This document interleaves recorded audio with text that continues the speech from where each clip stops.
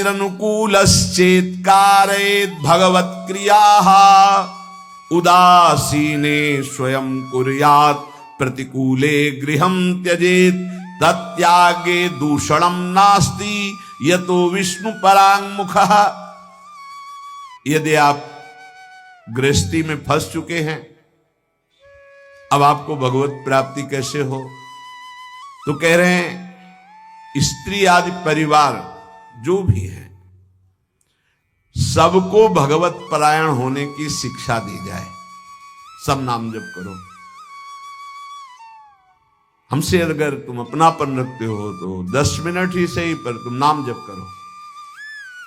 भगवत प्राप्ति के लिए कैसे घर का माहौल होना चाहिए ये बता रहे हैं। भार्यादि अनुकूलस, पत्नी को अनुकूल बनाओ।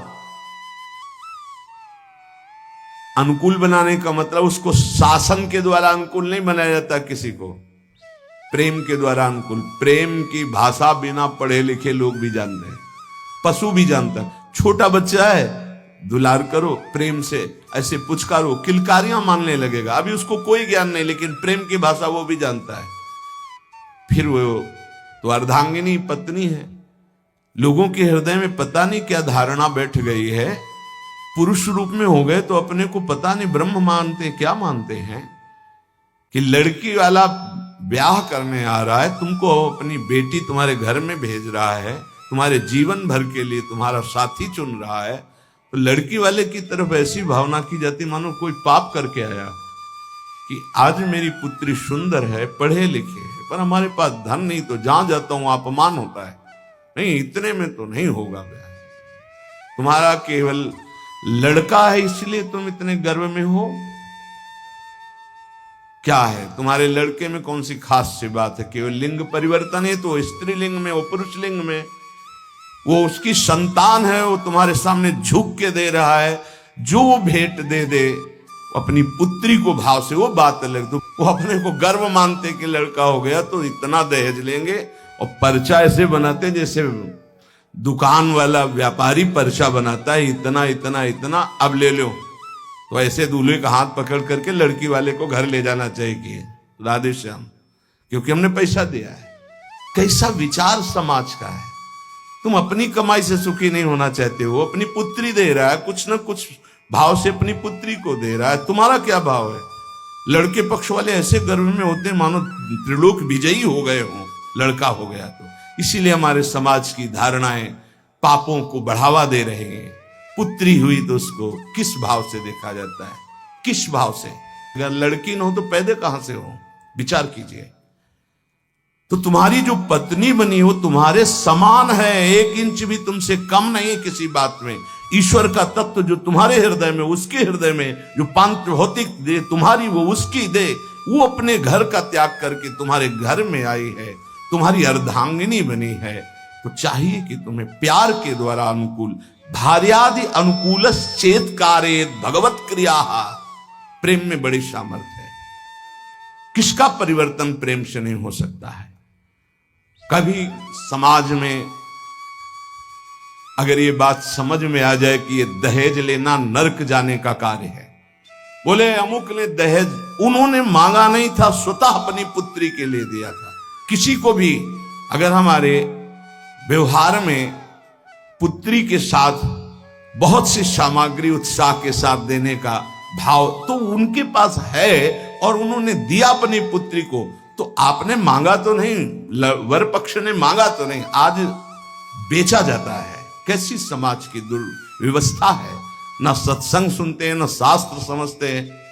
तो बच्चियों के प्रति कितना निकृष्ट भाव आ गया कि एक गरीब आदमी की यदि लड़की पैदा होती तो माथे पे हाथ रख करके सोचता है कि मेरा दुर्भाग्य।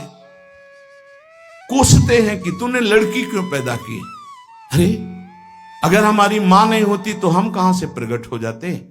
वो मां है, वो दैवी शक्ति है जो प्रकट हुई है। कैसी बुद्धि भ्रष्ट होती चली जा रही लोगों की कि बेटी के शब्द से उनको एक असौभाग्य लगता है कि अरे बेटा थाली बजाओ, चाहे वो पादुका से मार के घर से बाहर कर दे, बुढ़ापे में बेटी ही काम आएगी। फिर चलो पापा हमारे यहां, बूढ़े पिता के लिए बेटी तैयार है। प्राण देने की। आज बेटियों के प्रति भाव यहां शास्त्र आज्ञा कर रहा है, भार्यानुकूलश्च, वो तुम्हारी अर्धांगिनी, तुम उसके साथ ऐसा कोई व्यवहार मत करो जो तुम्हारे को कभी अनुकूलता की वजह प्रतिकूलता में आ जाए। और आप ध्यान रखना, ब्रह्मा जी बहुत चतुर हैं। जब देखा कि बेटियों की ऐसी अल्ट्रासाउंड करा लिया, ये देख लिया, वो देख लिया, ऐसा भाव, तो काम ऐसी कि तुम हटा ही नहीं सकते हो।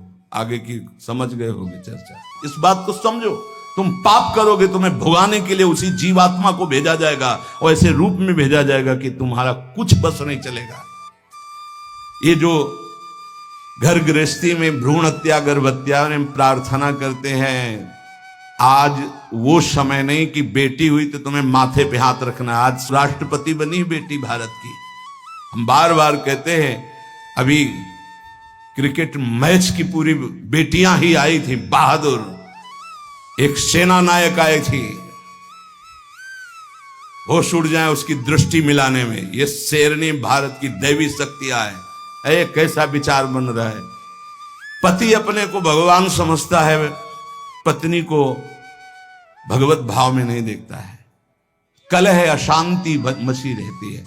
अब अगर आप कह रहे हैं कि हमारी पत्नी ही ऐसी है, तो आज तुम बहुत सीधे साधे दिखाई दे रहे हो। तुम्हारे कर्म ऐसे थे कि उस देवी के रूप में आए, हर प्रतिकूलता तेरे सामने। अब अगर आप अनुकूल चलना नहीं सीखोगे तो भगवान का विधान ऐसा है कि तुम्हें हर कदम पर दुख प्रदान करेगा। समान भाव, इसलिए भगवान शिव ने दिखाया कि आधा शिव तो आधा शक्ति, यही स्वरूप, सब शिव स्वरूप हैं, सब भगवत स्वरूप है। यही होना चाहिए। अर्धांग पे विराजमान अंबा, और इधर भगवान शिव, इधर अंबा का स्वरूप वही है, दूसरा कोई नहीं है। भगवान ही पत्नी के रूप में है। शास्त्र आज्ञा कर रहा है भगवत प्राप्ति के लिए, भार्यादिर अनुकूलश्च, पहले पत्नी को अनुकूल बनाओ। भगवान को अनुकूल बनाने के लिए परिवार में भगवत भाव पहले लाओ। कलह अशांति, ऐसे प्रेम में बहुत बड़ी ताकत है। इसीलिए हम कहते हैं आज हमारे जो भागवतिक प्रेम की तरफ चलने की बात, जाने दो सांसारिक प्रेम का नाश हो रहा है। ये जो चला है ना आजकल, बच्चा बच्ची का इधर उधर का भाव, ये सब, ये प्रेम का, प्यार का नाश कर रहा है। जो समर्पण होना चाहिए वो बिल्कुल बहुत सावधान, दोनों पक्ष को सावधान होने की जरूरत है। भगवत प्राप्ति गृहस्थी में कैसे करनी है तो बता रहे हैं कि भार्यादि अनुकूलश्चेत कारेत भगवत क्रिया, दोनों मिलकर के भगवत क्रिया करो। पति पत्नी मिलकर धर्म अनुष्ठान करते हुए, घर गृहस्थी के कार्य भगवत समर्पित करते हुए, दोनों नाम जप करते हुए। देखो अभी ये जो आप गर्भ हत्या, भ्रूण हत्या, गर्भपात करते हैं, आपका नाश कर देगा, आपको पता नहीं है। ऐसी जगह आपको पीटेगा कि आप न बता पाओगे न रो पाओगे। हमारी प्रार्थना मान लेना, ये जो गर्भस्थ शिशुओं के साथ अत्याचार होता है, इसका परिणाम बहुत बुरा होता है। महान तेजस्वी अस्वस्थामा ब्रह्म ऋषि, गर्भस्थ शिशु परीक्षित पर प्रहार किया तो ब्रह्म तेजहीन करके मुंडन करवा कर, आज भी वो त्राहिमाम बोलता हुआ जहां भी होगा अस्वस्थामा, आज भी वो परेशान घूम रहा, केवल गर्भस्थ शिशु परीक्षित पर ब्रह्म अस्त्र का प्रयोग करने के कारण। और आप तो प्रयोग के, आप तो मार देते हो, आप नष्ट कर देते हो। सत्संग में आए इसलिए सबसे प्रार्थना है, अगर गर्भ हत्या किए तो उसका प्रायश्चित कर लो, और भूल से भी आगे कभी ऐसा मत करना, संयम से रहो। ऐसा कोई कार्य मत करो जिसमें पापाचरण हो जाए और भगवत प्राप्ति के लिए तुम्हारा उत्साह ही कभी न बने, ऐसे पाप बन जाए। भार्यादि अनुकूलश्च, ये हम इसलिए कि कई घटनाएं देखे। हम निमुआ घाट कानपुर में गंगा के किनारे, प्राय जहां एकांतिक घाट होते थे तो वहां व्यवस्थाएं, जैसे जो है आश्रम है तो एक भिक्षा मिल गई, दूर कुटिया कई बनी हुई संतों की खाली है, तो कुछ वर्ष वहां रह जाते थे, वहां रुके। तो आसपास के बड़े जो वैष्णव प्रवृत्ति के थे, भक्त प्रवृत्ति के थे, वो प्राय संतों का संग करने आया करते थे। उसमें एक बहुत ही धनी मानी ब्राह्मण आते थे। एक दिन वो अपनी बेटी को लेके आए तो ऐसे जली हुई पूरी आधी थी, आधा बहुत सुंदर स्वरूप था, आधा सब जला हुआ। तो उसकी आकृति देखकर कहा ऐसा कैसे हो गया? तो उन्होंने कहा कि ये जितनी इधर सुंदर है ऐसे पूरी सुंदर थी। खूब हमारे पास धन था। उस समय बताया शायद है कि 30-35 वर्ष पहले ब्याह किया था रुपया देके खूब।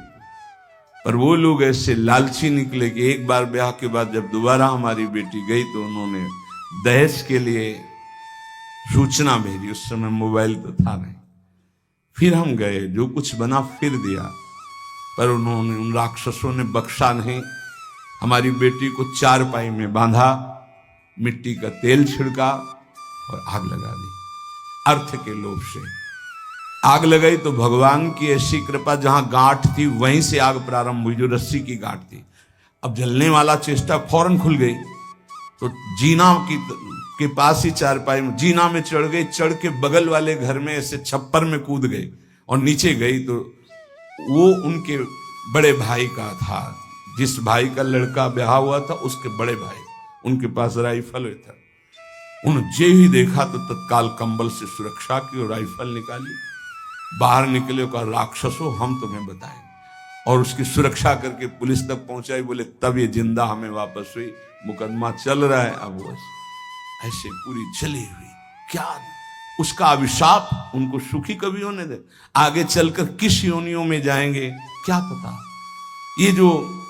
ये भावनाएं हटा देनी चाहिए। तुम्हारी दासी है, ऐसी भावना नहीं रखें। हाँ, पत्नी को भाव रखना चाहिए कि मेरे प्राणनाथ भगवत स्वरूप हैं, मेरे पति हैं, तो ऐसे ही पत्नी के प्रति भी भाव रखा जाता है। ये मेरी अर्धांगिनी है, मेरी प्राण प्रिया है, इसका सर्वस्व अधिकार है हमारी संपत्ति पर, हमारे ऊपर। हम अगर कोई भी कार्य करेंगे तो इससे सलाह लेकर करेंगे, दोनों मिल करके।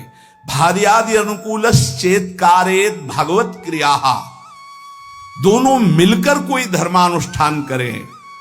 अकेले का गृहस्थी का विषय, अकेले तुम बोले हम जा रहे हैं मुक्ति, नहीं, पहले अनुमति लीजिए। यहां तक कि महापुरुषों ने सन्यास भी लिया है तो पहले मनाया है, अनुमति ली है। जब उन्होंने अनुमति दे दी तब आगे की क्रिया हुई। माता से अनुमति और पत्नी से अनुमति अत्यंत आवश्यक है। अगर मां विराजमान है तो उसका आदेश, और पत्नी विराजमान तो भले वृद्धा हो गई है पर उसका अधिकार। हमारे शास्त्र में लिखा है यदि वो वानप्रस्थ में जाना जाता है तो ऐसे बात की करे पत्नी से कि यदि आप अपने पुत्रों के साथ रहकर जीवन व्यतीत करना चाहते तो मुझे आदेश करें, मैं तप के द्वारा अपने जीवन को भगवान में मिलाना चाहता हूं। और यदि आप हमारे साथ चलना चाहते तो आपका स्वागत है, हम दोनों बैरागी होकर चलें। वो जैसा अनुमति दे ऐसा शास्त्र आज्ञा करता है। ऐसे नहीं मनमानी कि हम स्वतंत्र हैं किसी भी तरह। अगर कोई धर्मानुष्ठान करते हो, पत्नी आपकी है, वो आपका साथ ना दे वो बात अलग है। अगर वो आपके अनुकूल चलती है और आपने कोई धर्मानुष्ठान किया, पत्नी को साथ नहीं ले गए, तो अपने आप उसका ट्रांसफर हो जाएगा उसके पास। पाणिक ग्रहण की कोई खिलवाड़ नहीं, धर्मानुष्ठान ट्रांसफर हो जाएगा। और पूर्ण धर्म का संकल्प तभी माना जाएगा जब वो भार्या तुम्हारे वामांग में विराजमान होगी। जब सिया जी भूमि में विलीन हो गई तो रघुनाथ जी जब यज्ञ किए तो स्वर्ण की सिया जी बनाकर वामांग में विराजमान की गई। और तुम्हारी अर्धांगिनी विराजमान हो, तुम धर्मानुष्ठान करने जा रहे हो, सफल हो जाओगे। भार्यादि अनुकूलस् चेत कारेत भगवत क्रिया। गृहस्थी में हो तो तुम्हें पहले अपने परिवार को अनुकूल बनाना होगा, पत्नी को, माता पिता को, परिवार को भगवत स्वरूप मानते हुए अनुकूल उसको बनाओ धर्म के द्वारा, भागवत भाव के द्वारा। उदासीने स्वयं कुर्यात् प्रतिकूले गृहम त्यजेत। यहां कह रहे हैं उनकी आज्ञा से सेवादि के द्वारा राजी करके फिर भजन की प्रवृत्ति बढ़ावे। पहले पति पत्नी को अनुकूल करे, परिवार को अनुकूल, जो भगवत प्राप्ति का रास्ता है। ऐसा नहीं जैसे एक दो लोग आए कि अब हम तो नहीं, दोनों राजी तो राजी, नहीं तो धर्म से चलो जैसी धर्म आज्ञा करती। पाणिक ग्रहण के समय ये श्रुतियां, ये शास्त्र जो साक्षी बनाए गए थे वो पति पत्नी के भाव से बनाए गए थे। वो तुम्हारी इच्छा नहीं, लेकिन उसकी भावना की पूर्ति के लिए आपको गृहस्थ धर्म स्वीकार करना चाहिए। अगर भगवत भाव के विरुद्ध और बहुत ही कुटिल स्वभाव है तो देखो यहां शास्त्र का क्या कह रहा है, एकदम विरुद्ध, धर्म विरुद्ध, भगवत भाव विरुद्ध, बिल्कुल कुटिल व्यवहार, तो फिर बात अलग है कि अब वो धर्म में साथ नहीं दे रही तो आप धर्म करो। फिर भी पाणी ग्रहण किया तो धर्म का हिस्सा उसके समीप जाएगा, उसका कल्याण होगा। ऐसे कोई खिलवाड़ नहीं पाणी ग्रहण करना। जो परांगमुख, भगवत परांगमुख, भगवत विमुख है, वो कोई भी हो, फिर तो जाके प्रिय, ये सिद्धांत तब लागू, जाके प्रिय न राम वैदेही तजिए ताहि कोटि वैरीशम यद्यप परम शनेहि। अनुकूलस्य संकल्पाः प्रतिकूल विसर्जनम रक्षस्यतीति विश्वासो भरतत्वे वर्णे यथा आत्मनै वेद्य कार्पण्ये षड्विधा शरणागते है। अब शरणागति का स्वरूप समझिए। प्रभु के अनुकूल सदैव चलना, इस शरणागति का संकल्प कर लेना चाहिए। जो गीता में, भागवत में जो गुरुजनों ने, संतों ने आदेश किया है वो प्रभु के अनुकूल है। श्री कृष्ण अनुकूलेन प्रतिकूलस्य विसर्जनम, भगवान के, गुरु के, संतों के वाक्यों के प्रतिकूल कभी न चलना। अनुकूलस्य संकल्पाः, ये जीवन भर के लिए संकल्प लिया जाए अपने लोग मिलकर कि प्राण चाहे चले जाएं, धर्म के विरुद्ध आचरण नहीं करेंगे। प्रतिकूलस्य विसर्जनम, प्रतिकूल आचरण कभी हम प्रभु के नहीं करेंगे, प्रतिकूल आचरण नहीं करेंगे। भूल न दें कुमारग पाऊं, और रक्षिस्तीति विश्वासो, मेरे भगवान मेरी रक्षा करेंगे, पक्का विश्वास बना लो। शरणागति की तरफ कदम बढ़ाने के लिए ये पक्का विश्वास बना लो, भगवान मेरी रक्षा। कई जगह ऐसी देखा है। एक जगह हम फूल चयन कर रहे थे प्रभु के लिए। अब चित्त वृत्ति प्रियाजू में फूलों को देख, ये फूल ऐसा, और कदम आगे बढ़ रहे थे और वो वाकूफ था, जैसे किसी ने हमको ऐसे रोक दिया। अचानक दृष्टि ऐसे रोका, जैसे मानो कोई धक्का मारो, तो एकदम ऐसे अगला कदम जो गिरने वाला था वो एक एक कदम पे प्रभु, एक एक कदम पे, पूरे जीवन की बात कह रहे, एक एक कदम पे प्रभु ने रक्षा की, प्रभु ने ही रक्षा की। तो रक्षिस्तीति विश्वासो, दृढ़ विश्वास करो, जिनकी तुम शरण में हो तुम्हारे को हर समय देख रहे, तुम्हारी रक्षा करेंगे। कभी अगर ऐसी घटना दिखाई दे कि भगवान ने भक्त की रक्षा नहीं की, तो पहली बात है कि बाहरी आडंबर है, भक्ति में विश्वास निष्ठा नहीं है। पहली बात मान लीजिए। बाहर से कभी कभी इतना लुभावना स्वरूप होता है कि हनुमान जी जैसे परम ज्ञानी भी लुभायमान हो जाते हैं। जिस समय वो राम राम का कीर्तन कर रहा था, संत भेष था, पर्णकुटी थी, सरोवर था, बिल्कुल फिट ऐसा लग रहा था, जन्म जन्मांतरों से ऋषि ही है, वो है कालनेमी राक्षस था ना। हनुमान जी जैसे परम ज्ञानी प्रभावित हुए कि नहीं हुए? जाके प्रणाम किया, बोले मैं बैठे बैठे देख रहा हूं। अब रावण का पार्षद, उसको पता है युद्ध हो रहा है, बोले राम रावण युद्ध हो रहा है। महाराज मुझे पता है आप संजीवनी बूटी लेने जा रहे हैं। महाराज आप तो त्रिका लग गए। बोले हाँ, तुमको भी त्रिका लग बना सकता हूं। महाराज आदेश करो। वो नहा के आओ, गुरु मंत्र दे रहे हैं। बिल्कुल भोले भगत की तरह हनुमान जी महाराज है। स्नान करने गए तो रघुनाथ जी ने प्रेरणा करी मकरी को। जब पकड़ा हनुमान जी को, हनुमान जी ने मुष्टिका का प्रहार किया तो वो देवी की रूप, अप्सरा के रूप में प्रकट हुई और कहा ये राक्षस है, भगत नहीं है। अच्छा, बोले कालनेमी राक्षस है, केवल आपको भगवान के सेवा से विमुख करना चाहता है, क्योंकि ये किसी भी तरह रात व्यतीत हो जाए ऐसा। बोले ऐसी सोच को तो हम तत्काल नष्ट करते हैं। हनुमान जी के बोले आओ गुरु मंत्र ले। बोले नहीं, पहले गुरु दक्षिणा ले आप। पूछ में लपेटा, गुरु दक्षिणा दी, बस जय श्री राम, देर नहीं लगी पहुंच गए द्रोणागिरी पर्वत। तो कभी कभी ऐसा होता है कि हम जैसे देख रहे हैं तो ऐसा नहीं होता। दूसरी बात, कभी कभी ऐसा होता है कि किसी भगवत प्राप्त महात्मा के ऊपर भी ऐसी घटनाएं देखी गई, उनका अंतिम निर्णय ऐसा ही भगवान ने पहले से निश्चय कर रखा है। तीसरी बात होती है कि कभी कभी हम भक्त को गिरते हुए देखते हैं, भ्रष्ट होते होते, तो कीन हो इस कबहू अभिमाना सो खोवंचा कृपा निधाना। नहीं तो दृढ़ विश्वास रखो, रक्षिष्य तीति विश्वास हो, दृढ़ विश्वास, भगवान तुम्हारी रक्षा करेंगे, पक्का रक्षा करेंगे। कई जगह ऐसे जीवन में भक्तों के आते जहां भगवान स्वयं रक्षा करते थे, स्वयं देखा बिल्कुल कि साक्षात भगवान ही है, नहीं इस समय कैसे हो सकता था। कई ऐसे हजारों घटनाएं। और भर्तृत्वे वर्णे यथा, जैसे स्वामी सेवक को, जैसे अर्धांगिनी को धर्मज्ञ पति सदैव पोषण करता है, ऐसे उदाहरण कैसे बन सकता है भगवान के लिए? कोई प्राकृतिक उदाहरण है? भगवान सदैव अपने भक्त का स्वयं भरण पोषण करते हैं। योगक्षेमम भाम्यम, स्वयं। एक बार इसी श्लोक पर किसी को संशय हुआ, बड़े विद्वान थे, कि अनन्यश्चिंतयन्तो माम ये जनाः परिपासते तेषां नित्याभियुक्तानां योगक्षेमम भाम्यहम्। जो मेरा अनन्य चिंतन करता है उसके योगक्षेम का वाहन मैं करता हूं। तो बोले कभी ऐसा नहीं, भगवान को चाहिए था कि कराम्यहम्, मैं करवा देता हूं व्यवस्था, वाम्यम क्या स्वयं आते हैं? तो उन्होंने ऐसे काट करके गीता के शब्द को लिखा कराम्यहम्, लिखा योगक्षेमम वाम्यहम्, उन्होंने लिखा कराम्यहम्। अब जो विघ्न शुरू हुआ, कई दिन भारी वर्षा, ना भोजन, ना कोई जजमान, ना कोई, हर अव्यवस्था ही अव्यवस्था, त्राहिमाम मच गया।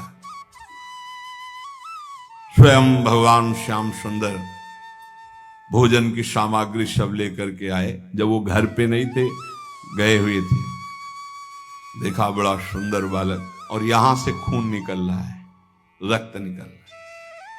तो उन्होंने कहा कि बेटा ये कैसे? उनकी पत्नी ने कहा, तो उन्होंने कहा मां, ये जो विद्वान ब्राह्मण तुम्हारे पति हैं, उन्होंने चाकू से हमें काट दिया है।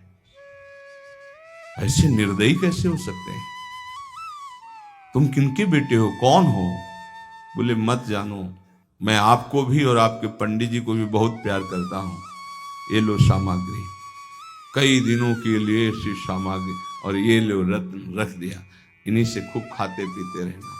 उनको बता देना कि ऐसे अपराध न किया करें।